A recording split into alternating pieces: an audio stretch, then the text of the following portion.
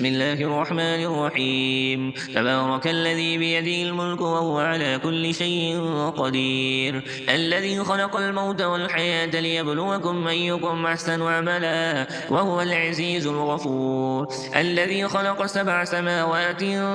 طباقا ما ترى في خلق الرحمن من تفاوت فرجع البصر هل ترى من فطور ثم رجع البصر كرتين ينقلب إليك البصر خاسئا وهو حصير ولقد زينا السماء الدنيا بمصابيح وجعلناها رجوما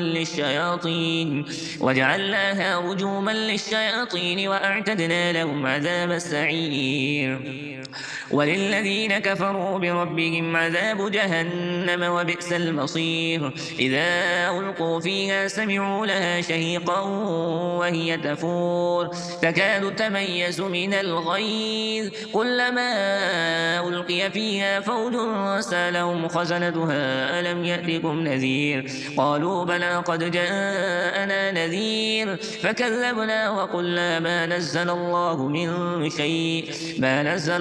من شيء إن أنتم إلا في ضلال كبير وقالوا لو كنا نسمع أو نعقل ما كنا في أصحاب السعير فاعترفوا بذنبهم فسحقا لأصحاب السعير إن الذين يخشون ربهم بالغيب لهم مغفرة وأجر كبير وأسروا قولكم أو اجهروا به إنه عليم بذات الصدور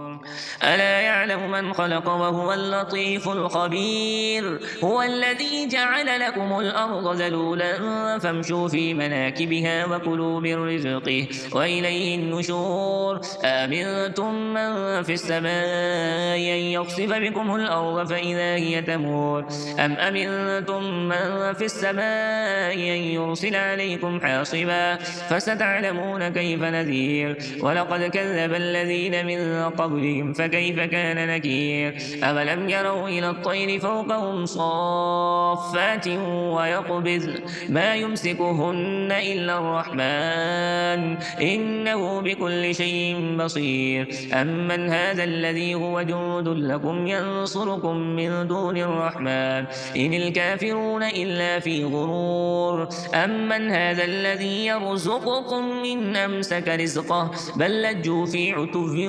ونفور أفمن يمشي مكبا على وجهه أهدى من يمشي سبيا على صراط مستقيم قل هو الذي أنشأكم وجعل لكم السمع والأبصار والأفئدة قليلا ما تشكرون قل هو الذي ذرأكم في الأرض وإليه تحشرون ويقولون متى هذا الوعد إن كنتم صادقين قل إنما العلم عند الله وإنما أنا نذير مبين فلما رأوه زلفة سيئت وجوه الذين كفروا وقيل هذا الذي كنتم به تدعون قل أرأيتم إن أهلكني الله ومن معي أو رحمنا فمن يجير الكافرين من عذاب أليم قل هو الرحمن آمنا به وعليه توكلنا فستعلمون من هو في ضلال مبين قل أرأيتم إن أصبح ماؤكم غورا فمن يأتيكم بماء معين